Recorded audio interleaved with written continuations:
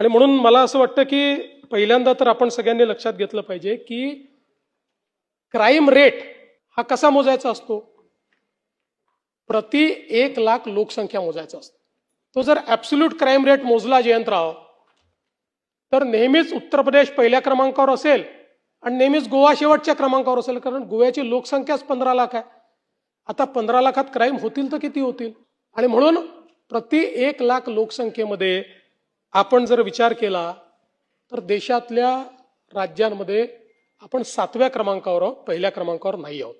हे 7वं आहे हे काही खूप चांगलं असं मी म्हणणार नाही, पण विनाकारण आपल्याच राज्याला गुन्हेगारीत पहिला अशा पद्धतीनं सांगणं योग्य नाही. म्हणून या ठिकाणी सांगतो की आपण 7व्या क्रमांकावर आहोत.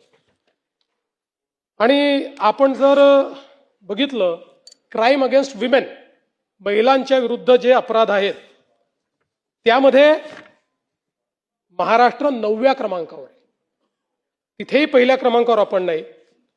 क्राईम अगेन्स्ट चिल्ड्रन म्हणजे लहान बालकांच्या विरुद्धचे गुन्हे, यातही महाराष्ट्र 7व्या क्रमांकावर आहे, इथेही पहिल्या क्रमांकावर नाही. त्यामुळे मला असं वाटतं आपण जर बघितलं तर याच्यामध्ये जे काही रेपचे गुन्हे आहेत त्याच्यामध्ये महाराष्ट्र 17व्या क्रमांकावर आहे, 17. आणि मायनरच्या संदर्भात 15व्या क्रमांकावर महाराष्ट्र आहे. म्हणून मला असं वाटतं की या ठिकाणी जणू काही महाराष्ट्रामध्ये असं एकही घटना झाली तर त्याचं समर्थन नाही करताय. पण हे पण लक्षात घेतलं पाहिजे की इतर राज्यांच्या तुलनेमध्ये महाराष्ट्र आजही अधिक सुरक्षित आहे. महाराष्ट्र आजही कायदा पाळणारा अशा प्रकारचा आपला महाराष्ट्र आहे.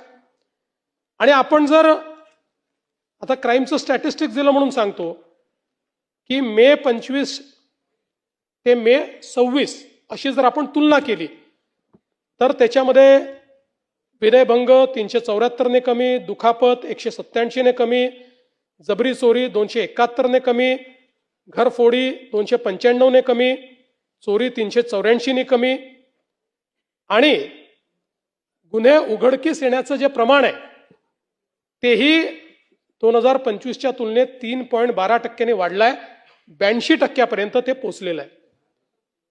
राज्यामध्ये प्रतिबंधात्मक कारवायांमध्ये देखील या संपूर्ण कालावधीत आपण मोठ्या प्रमाणात वाढ केली आहे.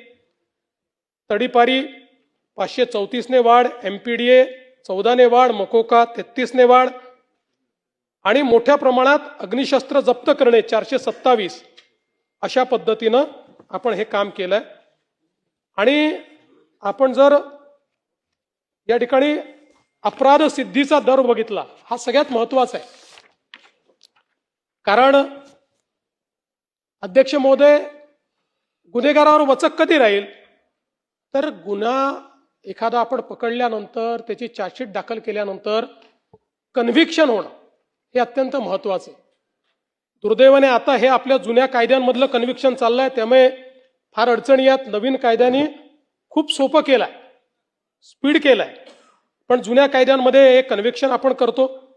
तर आपण जर बघितलं तर कन्व्हिक्शन देखील मे 25 मध्ये 44.2% होतं, ते आता 52.6% गेलं आहे. पण महत्वाचं हे नाहीये, महाराष्ट्राने गेल्या 10 वर्षात काय केलं हे सांगतो.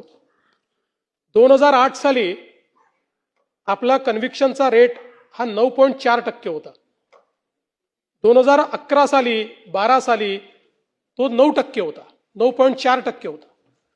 तिथपासून आपण सुरुवात केली आहे 9.4%पासून, आणि आता जयंतराव 9.4%वरून आपण 52.6%वर पोहोचलो.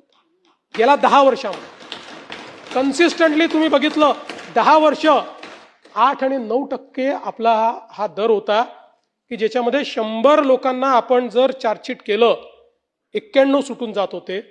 आता ते आपण 52%वर पोहोचलो, पण आपल्याला 70%पर्यंत जायचं. मला विश्वास आहे नवीन कायद्यांमध्ये आता जे आपण चार्जशीट करतोय आपण 70च्याही पलीकडे त्याच्यामध्ये जातोय, आताच जातोय. कन्व्हिक्शन्स आता सुरू झाली आहेत आणि आपण जाऊ 80 पर्यंत जाऊ.